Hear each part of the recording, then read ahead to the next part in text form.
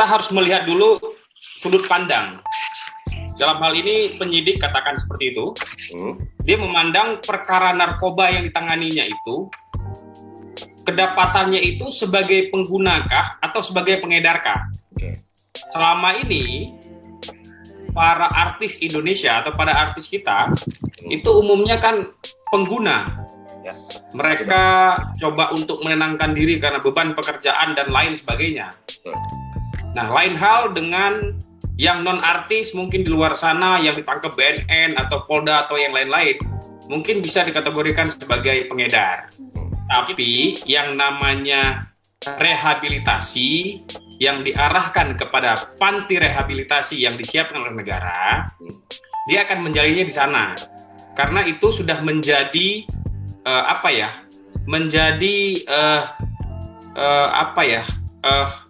pelajaran buat kita selama ini. Kebanyakan artis kita kan diarahkan ke balai pengobatan atau rehabilitasi, panti rehabilitasi, dan mereka akan selesai di sana nantinya. Dan pada kasus ini tentunya, di mana yang saya ikuti dari media, itu Nia Ramadhani dan Ardi Bakri sudah menjalani rehabilitasi selama 5 bulan di panti rehabilitasi. Akan tetapi di samping itu, putusan pengadilan mengatakan dia hukuman kurungan selama 1 tahun. Nah, ini kalau pendapat hukum saya kontradiktif dengan apa yang sudah diatur oleh undang-undang. Dia harus menjalani rehabilitasi kah atau harus menjalani kurungan kah? Tapi saya tidak menanggapinya lebih jauh karena saya tidak mengikuti perkara tersebut. Tapi dasar dari penangkapan, penyelidikan atau penyidikan nantinya di situ akan ditentukan bahwa orang ini sebagai penggunakah atau sebagai pengedarkah. Nah, justru sekarang yang kedapatan kita lihat di dalam lapas atau rutan narkotika itu semuanya para pengedar dan disebut juga bandar. Dan tidak ada pengguna, dan pengguna karena tempatnya di panti rehabilitasi. Dan satu juga mungkin ini himbauan juga buat pemerintah. Selama ini kami para praktisi hukum melihat atau terjun langsung ke lapas-lapas. Lapas itu dipenuhi oleh mayoritas narkotika, sehingga lapas saat ini sudah penuh sesak dengan para bandar atau pengedar. Dan dalam hal ini tentunya saya berpesan kepada pemerintah agar bisa memisahkan antara pengguna, pengedar, dan juga bandar. Dan itu hanya mengantarkan barang dari ke B.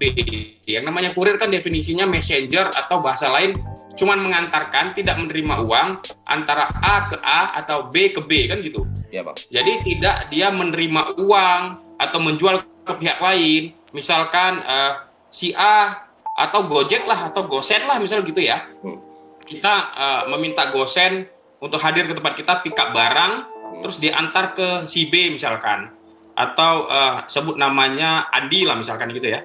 Dia kan tugasnya hanya mengantarkan, tapi nyatanya hari ini di dalam lapas atau rutan kebanyakan orang-orang seperti itu. Maka himbauan saya kepada pemerintah, mungkin pemerintah bisa memisahkan hal tersebut. Demikian. Harusnya pemerintah menggalakkan itu. Karena kenapa? Narkotika saat ini marak di Indonesia, dan di luar negeri sana pandangannya para bandar-bandar itu Indonesia adalah pasar yang sangat bagus untuk dia jual narkotika atau diedarkan narkotika. Tentunya kepada korban tadi yang hanya bisa menggunakan, ya bagusnya saya sarankan kepada pihak yang berwajib agar mereka itu disembuhkan. Mereka benar-benar dititipkan ke balai atau panti rehabilitasi yang mana mereka harus sembuh dan dikasih edukasi hukum atau pemahaman hukum bahwasannya narkotika itu dilarang dan efeknya untuk kesehatan itu tidak baik. Nah, mungkin saran saya seperti itu. Jadi di Indonesia itu hanya kalau kita bicara narkotikanya jenis sabu-sabu yang marak sekarang ini, itu kan di pasal 112 dan gandengan 114. Ya, yang mana 112 itu dia disebut sebagai pengedar atau pengecer yang kecil-kecilan. Oke. Nah, selanjutnya 114 dia juga sebagai 112 itu sebagai pengguna, 114 itu dia sebagai pengedar, ya, sehingga berpasangan. Dan apabila dia tidak sendiri, maka akan digandeng dengan pasal 132 Undang-Undang Nomor 35 tahun 2009, yang mana ada pemufakatan jahat antara lebih daripada satu orang, dia bekerja secara bersama-sama, ya kan? Nah, kembali kepada dia sebagai pengguna yang harus direhabilitasi, maka diterapkan pasal 127. Nah, sehingga ada kekosongan hukum dalam undang-undang ini. Nah, mungkin ke depan pemerintah akan memperbaiki karena dampaknya kepada narapidana atau napi-napi yang ada dalam lapas dan rutan. Mungkin begitu. Baik, sebenarnya begini, pemerintah dalam hal ini pihak yang berwajib kepolisian, BNN, dan pihak terkait lainnya sudah bekerja maksimal untuk antisipasi atau katakanlah pemberantasan terhadap hal-hal seperti itu. Tapi bandar-bandar kecil ini kan terselubung, tidak semua diketahui oleh para petugas kita. Petugas kita, saya bisa katakan kurang petugas kita saat ini untuk spesifik menangani hal-hal atau mengintip atau mengintai hal-hal seperti yang digunakan oleh para artis kita gitu loh. Nah, jadi saya rasa kalau itu disebut tumpul ke atas tajam ke bawah, itu enggak juga. Artinya dalam hal di polisi dia sudah bekerja maksimal sehingga banyak juga yang didapat dipakai oleh teman-teman artis sehingga pengedarnya ketangkap. Ya kan? Ini dalam bentuk-bentuk kecil. Bahkan selama ini BNN, Satgas Merah Putih, Direktorat 4 Narkotika, Direktorat Narkotika Polda Metro menangkap cukup besar karena hal itu tidak pernah masuk ke media-media televisi seperti kita. Kita hanya memonitor di kalangan-kalangan artis saja. Akan tetapi karena dia public figure, sering dilihat oleh masyarakat, sering ditonton oleh masyarakat, baiknya karena dia akan kembali lagi ke masyarakat dan akan muncul lagi di TV nantinya, ya minta maaf lah. Kan gitu ya, layaknya begitu kita orang Indonesia mungkin berbuat salah, seorang public figure biasa nongol di TV dengan yang baik, pemain sinetron yang bagus, tiba-tiba terlibat kasus narkotika, yang nggak ada salahnya kan minta maaf. Kalau perbuatannya berulang, misalkan seseorang si A ditangkap karena memang pengguna, bicara pengguna, batas barangnya itu sedikit, 0,5 gram tadi yang disebut oleh skema. Mungkin dia sebagai pengguna, kan begitu. Tetapi kalau dia mengulangi lagi perbuatannya yang diatur dalam KUHP, maka dia akan dihukum penjara. Maka dia dibawa ke persidangan. Yang tadinya mungkin tertangkap pertama, dia hanya rehabilitasi. Tapi tertangkap kedua, dia harus menjalani persidangan. Contohnya masih ada artis kita yang sekarang masih di dalam. Yang lain, pas ketangkap, barangnya bukan untuk digunakan. Tapi bisa dibilang itu digunakan, tapi juga untuk dijual. Contohnya ketemu pireknya, bongnya, ketemu timbangannya, kan itu nggak mungkin direhabilitasi dong. Kebetulan begini, kebetulan saya juga sebagai lawyer penunjukan di BNN, Republik Indonesia. Ya, jadi nama saya tercatat di sana. Jadi pesan saya kepada anak bangsa, penerapan hukum di Indonesia memang agak lemah dari negara tetangga. Seperti itu kan kimia. Artinya memang dari ajakan atau coba-coba kamu merasa nyaman. Tapi lama-lama kamu akan penyakit, kamu akan bodoh.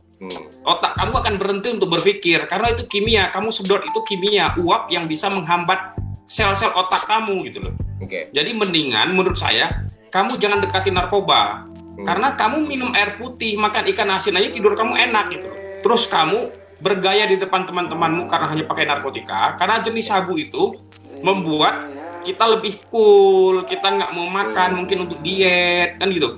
Kita lebih bersih, akan tetapi kita akan bodoh nantinya karena berulang melakukan hal-hal seperti jangan dekati narkoba, hidup sehat, berkumpul dengan keluarga, berkumpul dengan masyarakat, cari uang yang banyak, tidur nyenyak, makan enak, udah gitu aja. Boleh nggak sih kita siarkan atau kita memberikan pemahaman salah satu untuk warga negara atau untuk teman-teman hal yang tidak baik? Karena kenapa? Ganja itu kan tidak baik. Kenapa dilarang? Karena menyebabkan mabuk. Mabuk itu hilang ingatan. Ya. Begitu hilang ingatan, kita berbuat hal-hal yang tidak sesuai dengan aturan yang berlaku di Indonesia. Contohnya, karena hilang ingatan, kita ganggu anak orang, anak perempuan, perkosa, mencuri, dan segala macam. Karena kenapa? Ingatan kita udah nggak sadar gitu loh. Karena mabuk tadi. Nah, makanya himbauan saya bagi teman-teman yang seperti itu dilarang, nggak boleh. Masa iya kita di luar negeri katakan boleh dengan aturan negara orang mencuri atau mengambil barang orang lain, terus di Indonesia dengan aturan yang ketat kita menceritakan hal yang kita lakukan di luar negeri. Itu kan nggak bagus. Artinya kita menyiarkan ke seseorang itu hal-hal yang tidak baik. Dan dia kanabis itu, marijuana kanabis atau teh atau liquid untuk vape yang sekarang heboh di Indonesia, itu di negara dia boleh. Dia kirim pakai paket dari luar negeri. Nah itu ditangkap, dia kaget, kenapa ditangkap? Di negara saya boleh, ini negara kamu gitu. Artinya seperti pepatah mengatakan, di mana bumi dipijak, di situ langit dijunjung. Nah mungkin itu closing statement-nya.